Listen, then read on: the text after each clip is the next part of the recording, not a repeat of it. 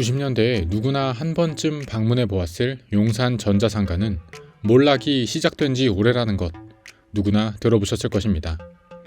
이제는 용산에 가서 전자제품 사는 사람이 줄어들었다고는 하지만 실제 현장 답사를 다녀와 보니 용산의 현실, 용산의 공실과 폐업이 속출하는 모습은 상상하는 것 이상으로 충격적이었습니다. 여러분, 지금 보고 계신 이 화면을 보신 적이 있으신가요?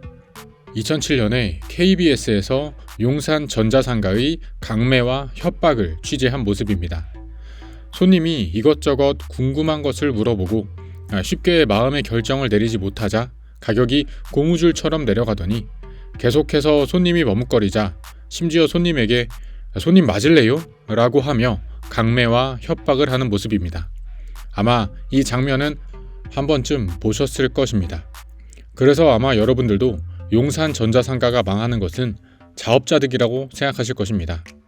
동대문 상권이 손님들에게 그랬던 것처럼 손님에게 막대하는 게 일상이고, 이제는 인터넷으로 가격 비교도 되고 오늘 주문하면 내일 오는 배송 시스템도 다 있는데 굳이 용산까지 찾아갈 필요가 없습니다.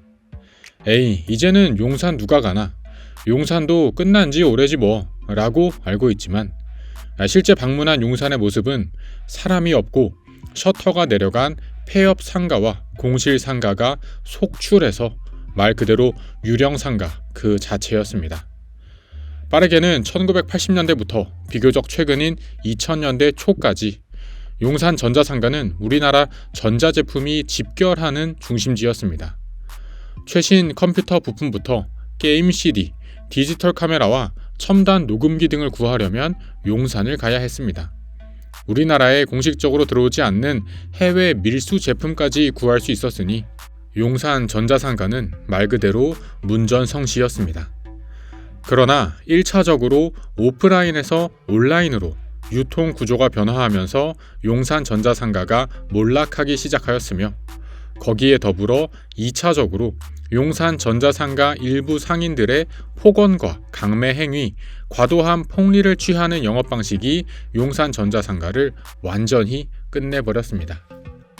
얼마까지 알아보고 오셨어요? 라고 물어보며 어떤 손님인지에 따라서 가격이 천차만별로 다르고 몇몇 부품은 빼고 팔고 부품까지 같이 사려면 가격을 몇 배로 튀겨서 받는 등 사실 상상하기 어려운 부당 영업 방식이 횡행하던 곳이 용산 전자상가입니다.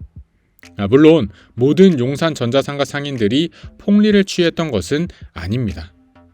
그러나 미꾸라지 한 마리가 물을 흐리듯 한 번 생긴 안 좋은 이미지는 고객들에게 아직도 깊이 뿌리 박혀 있습니다. 그래서 추억이 있는 용산 전자상가가 사라져가는 것이 아쉽다기보다는 자업자득이다, 그럴 줄 알았다 라고 생각하는 사람들이 더 많은 것 같습니다. 실제 용산 전자상가는 단순히 공실, 폐업을 넘어서 이제는 건물 자체가 외부에 팔리고 있습니다. 실제로 지금 보고 계신 것처럼 낮은 상가는 모든 상가가 나가고 철거 후 재건축한다는 안내 현수막이 크게 걸려 있었습니다. 용산 전자상가는 크게 4곳으로 나뉩니다. 낮은 상가, 선인 상가, 원효 상가, 그리고 전자랜드입니다. 그나마 전자랜드는 신관이 있어서 사람들이 많이 찾고 있지만 나머지 상가의 분위기는 사람 하나 없이 을씨년스러운 분위기입니다. 용산역에서 뒤쪽 방면으로 서울 드래곤시티 호텔이 들어서고, 낮은 상가도 부동산 전문 개발 회사에 매각되어 새로 개발을 앞두고 있습니다. 지금 보고 계신 곳은 낮은 전자상가 10동, 11동 건물입니다.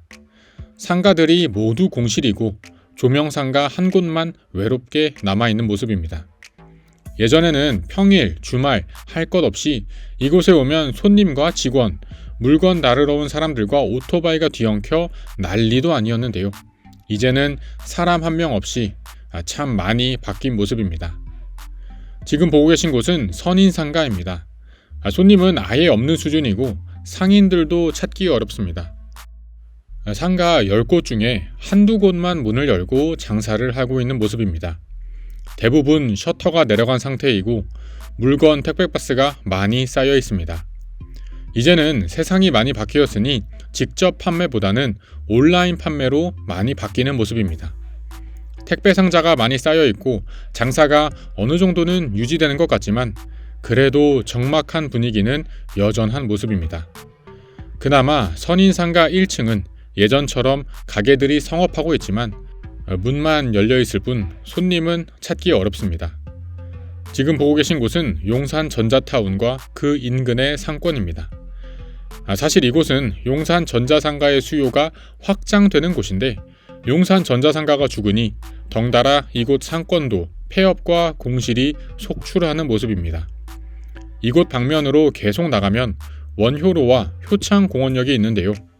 요즘 공덕역과 효창공원역 상권이 뜬다는 이야기가 있지만 그 온기가 아직 이쪽까지 퍼지지는 않은 분위기입니다. 각종 밥집부터 편의점까지 장사를 접고 나가는 모습입니다. 용산의 최근 개발은 용산역의 뒤쪽이 아니라 용산역 맞은편 쪽으로 많이 이루어지고 있습니다. 지금 보고 계신 곳은 용산역 앞쪽의 광장입니다. 용산역 맞은편 쪽으로 4호선 신용산역이 있는데요.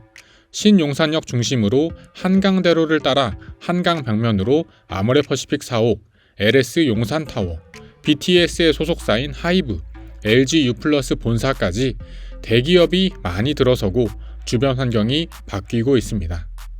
2010년대 용산역 앞에 집창촌이 모두 철거되고 고층 오피스 건물과 주상복합 등의 고층 빌딩이 들어서면서 유동인구가 훨씬 많아졌습니다. 평일에는 직장인으로 붐비고 주말에는 주변 상권을 찾아온 사람들로 붐비면서 용산역부터 신용산역 방면으로는 전반적으로 분위기가 활발한 모습이었습니다.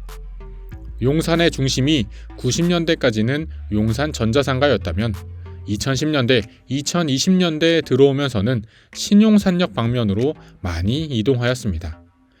그리고 신용산역부터 이촌역, 이태원 일대에 이르기까지 현재 위치하여 있는 미군 부대가 모두 이전되고 이곳에 예정대로 용산 민족공원이 들어선다면 용산의 중심축은 완전히 신용산역 일대로 옮겨갈 것입니다. 물론 용산국제업무지구 개발이 진행된다면 다시금 용산 전자상가도 그 수혜를 받을 수 있습니다. 지금 보고 계신 곳은 용산국제업무지구 예정지입니다. 용산역에서 내려서 1번, 2번 출구는 용산역 앞쪽으로 나가는 출구이고 3번 출구 방면으로 구름다리가 있는데요. 이 구름다리에서 용산국제업무지구 터를 볼 수 있습니다. 이곳은 원래 용산 철도 정비창 부지로 총 50만 제곱미터에 달하는 엄청난 규모의 부지입니다. 개발 예정지 평수로는 15만 평이 넘는 단군 이래 최대의 개발 프로젝트가 일어날 입지였습니다. 그러나 최초 개발 계획이 수립되었던 2001년 이래로 2008년 금융위기가 터지고 부동산 침체기가 오는 등 사업이 결국 청산되면서 지금은 완전히 버려진 땅이 된 모습입니다. 땅이 버려지고 오가는 사람도 없다 보니 지금 보고 계신 것처럼 잡초가 무성하고 심지어 나무 같은 것도 자라고 있는 모습입니다. 아무도 손길을 뻗지 않는 이 땅의 모습이 마치 용산 전자상가의 모습처럼 보입니다. 어떠셨나요, 여러분? 지금까지 용산 전자상가의 현실에 대해서 알아보았습니다. 용산 전자상가가 쇠퇴하고 있는 것은 이미 모두가 알고 계신 상황이지만 실제 현장 답사를 통해 본 용산의 모습은 더욱 처참하였습니다. 낮은 상가는 폐업과 공실이 넘치다 못해 외부 부동산 개발 회사에 팔려서 재건축을 한다는 현수막이 크게 걸려 있는 모습이었습니다. 지금 보고 계신 곳은 낮은 상가 10동입니다. 이곳은 서울에, 심지어 서울의 중심인 용산에 이런 곳이 있나 싶은 정도로 사람은커녕 개미 한 마리 찾기가 어려운 모습입니다. 차라리 빨리 건물이 팔려서 뭐라도 새로 짓는 것이 낫겠다 싶습니다. 모든 상인이 그랬던 것은 아니지만 일부 상인들의 강매와 폭언, 과도한 폭리를 취하는 불법적인 영업을 일삼았던 용산 전자상가. 90년대, 2000년대 초까지만 해도 용산 아니면 외국 전자제품, 최신 전자제품을 구할 방법이 없으니 손님이 문전성시로 쏟아져 들어왔지만 지금은 완전히 썰렁한 모습임을 이번 현장 답사를 통해 알 수 있었습니다. 그리고 앞서 말씀드렸듯 용산의 중심은 이제 신용산역 방면으로 이동하는 중입니다. 신용산역 일대에 들어선 대기업들과 늘어나는 유동인구로 신용산역 일대 상권이 발달하고 있는 모습이었습니다. 이곳 용산에서 용산전자상가의 설 자리는 점점 좁아지는 현실을 이번 답사를 통해 적나라하게 확인할 수 있었습니다. 물론 용산의 철도 정비창 부지가 국제 업무지구로 개발되어 탈바꿈한다면 용산전자상가도 개발의 수혜를 받을 수 있겠습니다. 그러나 지금은 이 땅도 잡초만 무성한 모습으로 방치되고 있는 모습도 보여드렸습니다. 용산전자상가로 손님이 다시 찾아오길 바라는 것은 그냥 아예 불가능한 꿈입니다. 차라리 아예 온라인으로 바꾸어 인터넷 쇼핑으로 전자기기 장사를 하면서 이곳은 물류센터처럼 활용을 하거나 아니면 아예 그냥 상가가 다 팔리고 빨리 부동산 개발을 처음부터 다시 하는 것이 차라리 나을 것처럼 보였습니다. 여러분이 생각하시는 용산전자상가의 미래는 어떤가요? 용산전자상가가 다시 되살아날 수 있다고 생각하시나요? 용산전자상가가 어떤 식으로 다시 개발이 되든 다시 유동인구가 많아지고 예전처럼 활력이 도는 동네로 바뀌기를 바랄 뿐입니다. 긴 영상 시청해주셔서 감사합니다. 영상이 마음에 드셨다면 채널 구독과 영상 좋아요까지 부탁드립니다. 그럼 저는 다음에 또 새로운 부동산 이야기로 찾아뵙겠습니다. 감사합니다.